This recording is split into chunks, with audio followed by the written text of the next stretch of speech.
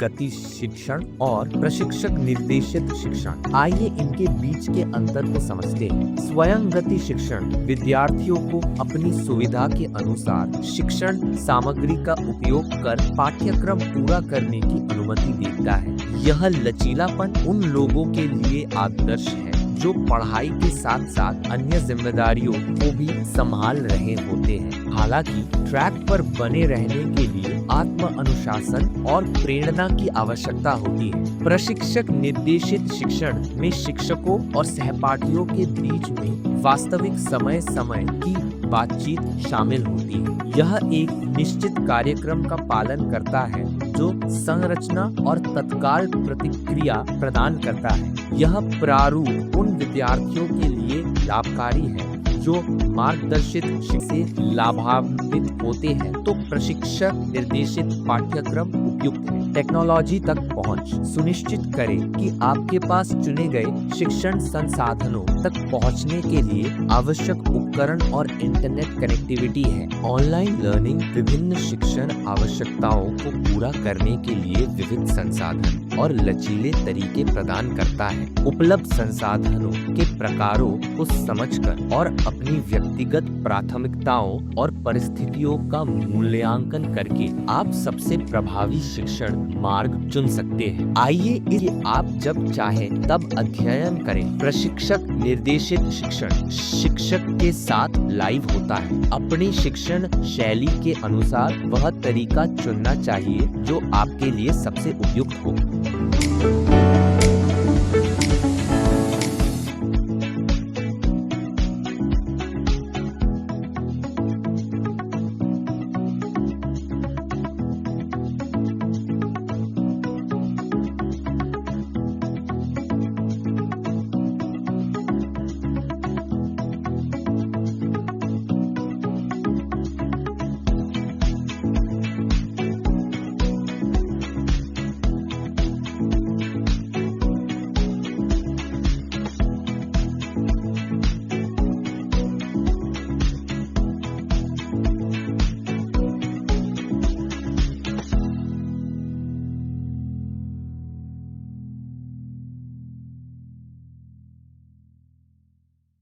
Well done!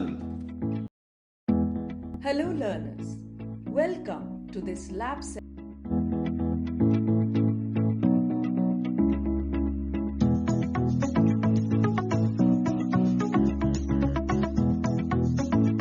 सक्षम होंगे।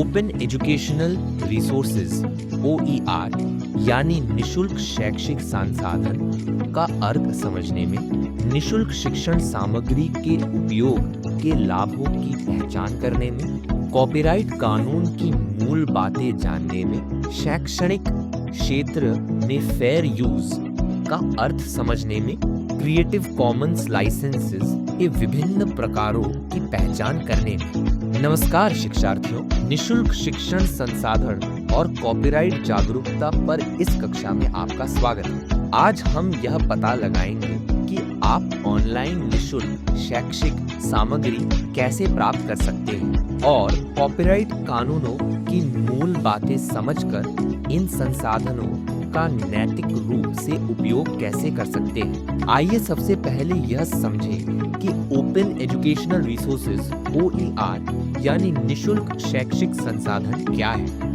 OER शिक्षण और अध्ययन की सामग्री है जो हर किसी के उपयोग, अनुकूलन और साझा करने के लिए स्वतंत्र रूप से उपलब्ध है। इन संसाधनों में पाठ्यपुस्तकें, व्याख्यान, नोट्स, असाइनमेंट, परीक्षण और वीडियो शामिल हैं। OER का प्राथमिक लाभ यह है कि वे निशुल्क हैं, जिससे उन छात्रों के लिए शिक्षा अधिक सुलभ हो जाती है जो महंगी पाठ्यपुस्तकें खरीदने में सक्षम नहीं है। इसके अतिरिक्त OER को विभिन्न शिक्षण आवश्यकताओं के अनुरूप अनुकूलित किया जा सकता है और वे डिजिटल और प्रिंट सहित विभिन्न प्रारूपों में उपलब्ध हैं।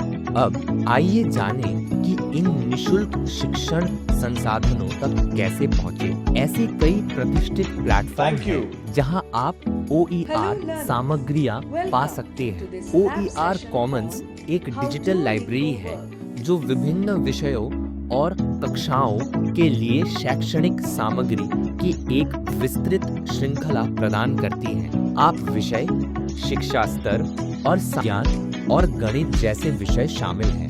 MIT ओपन कोर्सवेयर MIT के पाठ्यक्रमों की एक विस्तृत श्रृंखला से पाठ्य सामग्री प्रदान करता है, जिसमें व्याख्यान नोट्स, असाइनमेंट और परीक्षाएं शामिल हैं। मुफ्त संसाधनों का उपयोग लाभदायक तो है, लेकिन इनका नैतिक रूप से उपयोग करने के लिए कॉपीराइट कानूनों को समझना बेहद जरूरी है। कॉपीराइट एक कानूनी अधिकार है जो रचनाकारों को उनके मौलिक कार्यों के उपयोग पर नियंत्रण देता है। बिना अनुमति के कॉपीराइट सामग्री का उपयोग करना कानूनी समस्याओं का कारण बन सकता है। हालांकि फेयर यूज नामक सिद्धांत के तहत कुछ अपवाद होते हैं जो शिक्षा, टिप्पणी या आलोचना और अनुसंधान जैसे कुछ विशेष उद्देश्यों के लिए कॉपीराइट सामग्री के सीमित उपयोग की अनुमति देते हैं। फेयर यूज का निर्णय कुछ महत्वपूर्ण कारकों के आधार पर किया जाता है। इनमें शामिल है उपयोग का उद्देश्य, कार्य की प्राप्ति, उपयोग की गई मात्रा और मूल कार्य के बाजार मूल्य पर प्रभाव।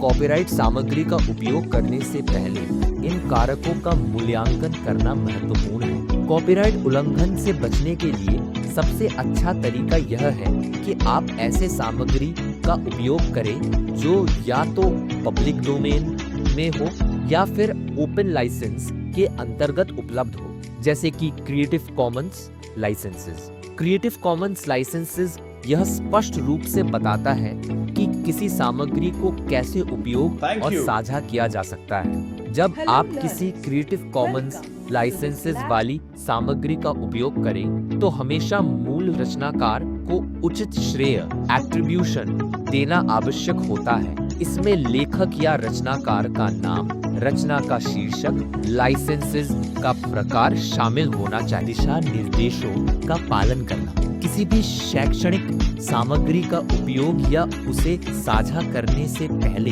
हमेशा लाइसेंसिंग जानकारी की जांच करें।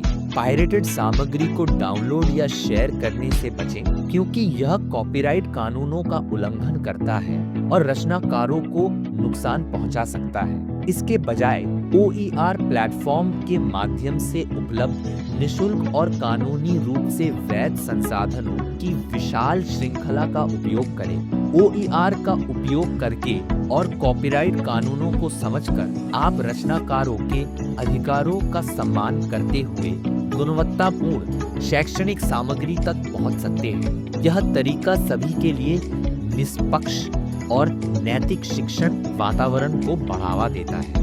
निशुल्क शिक्षण संसाधन और कॉपीराइट जागरूकता पर इस पाठ में शामिल होने के लिए धन्यवाद। याद रखें, ज्ञान शक्ति है और संसाधनों का नैतिक रूप से उपयोग करना शिक्षण समुदाय में सभी को सशक्त बनाता है। आइए इस इकाई में सीखी गई बातों का सारांश देखें। मुक्त शैक्षिक संसाधन OER निशुल्क एवं सुलभ शैक्षिक सामग्रियां हैं। आप OER कॉमन्स, ओपनस्टैक्स और MIT ओपन कोर्सवेयर जैसे प्लेटफॉर्मों के माध्यम से OER तक पहुंच सकते हैं। माध्यम सामग्री का नैतिक उपयोग सुनिश्चित करें और उचित श्रेय प्रदान करें।